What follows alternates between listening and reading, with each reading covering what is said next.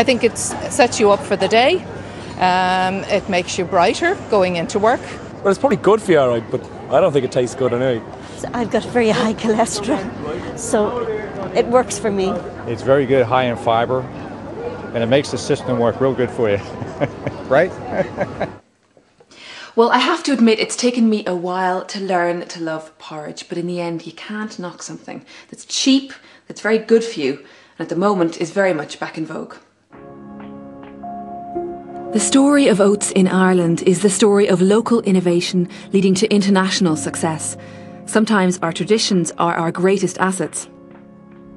Harry Gray and his sons grow oats in West Waterford between the Cummeragh Mountains and the Atlantic Ocean. It's a very nice location you've got here. Yes, well, I think it is, and it's only when somebody comes and brings it to our attention, because we're here for a good number of years now, and I suppose we get used to it. Today's massive machines make short work of the cereal harvest, but Harry remembers when gathering the oats took a lot more effort.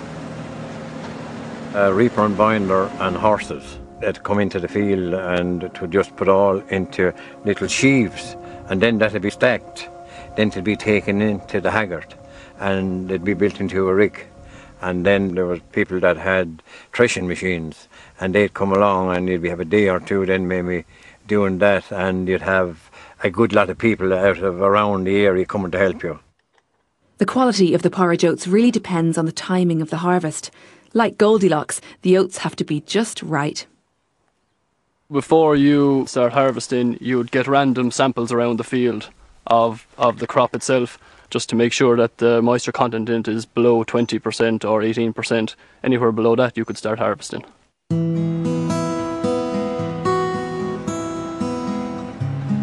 A crop of spring oats is difficult to grow with the climate we have, with the moisture and everything in the air. You do get disease. You get your mildews and your rusts, and which you try to control with sprays and just general husbandry, really.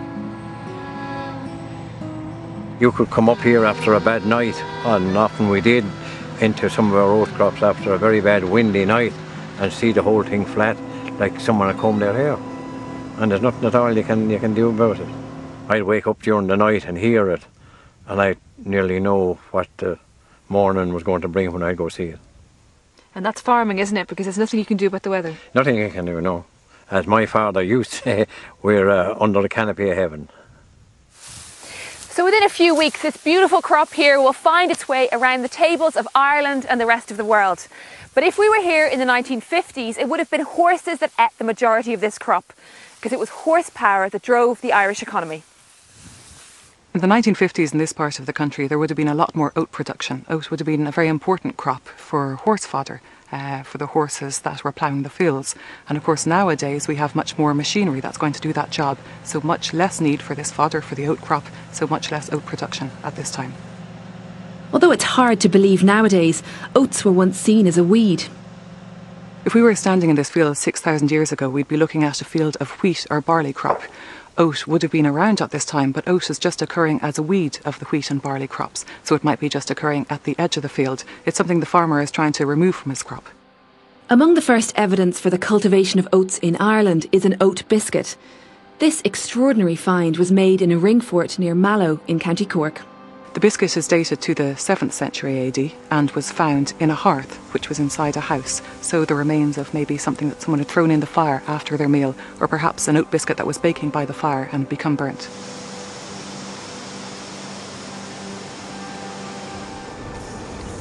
So these golden beauties are oats from Harry's farm. He's left them here where they're transformed into something that we can eat. This is Flahavan's in Kilmacthomas, and there are two amazing things about this place. The first is that it's an Irish food business that sells internationally, but the second is that it's been in the same family since the late 1700s. John Flahavan is the current chairman. His grandfather would have carried out business with Harry's grandfather over 100 years ago. And Harry, here's something that might be of interest to you. You recognise that name? Yes, indeed, I do. I had no idea that there was anything like that around. So your grandfather which is also Harry, would have been dealing with my grandfather up here, Edward Flavin. I would think so, yes. While technology may have changed over the generations, the process of making oat flakes has remained pretty much the same. The basic thing you have to do is you have to dry it and clean it. Then you have to take the shell off the oat. You get a small kernel, and that kernel looks like a grain of rice. Then you chop that kernel into smaller pieces, and then you steam it and roll it. We've had to be very innovative over the years to make the product more convenient for the consumer, and we've doing a lot of product in the organic side. We've got a very wide range now in comparison with what we used to have. One of the most surprising developments is that the company is now kosher certified. This allows them to sell into Jewish markets, particularly in America. The rabbi comes over from London, and he comes over to give us our certification every year. And what he wants to make sure is that the sowing date of the oats is before the Passover. And the other requirement is that we're not producing meat products or something like that on the plant. But the number one ambition for Flahavans is to see porridge on every breakfast table. There are a few odd people that don't like porridge, so but we always try and convert them. Given the long working relationship they've had with the Flahavans, the Greys are optimistic for the future. Flavins seem to be going from strength to strength, and they like to source their oats locally.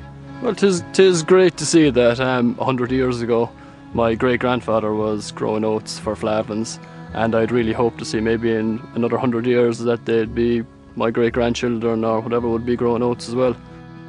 Are you very pleased that your sons are joining you in this enterprise here? Oh yes, I am. I suppose I'm only just third on the list now, I'd say, because they really run the operation there. But I get the impression you've got the final say. Well, I suppose so, yeah.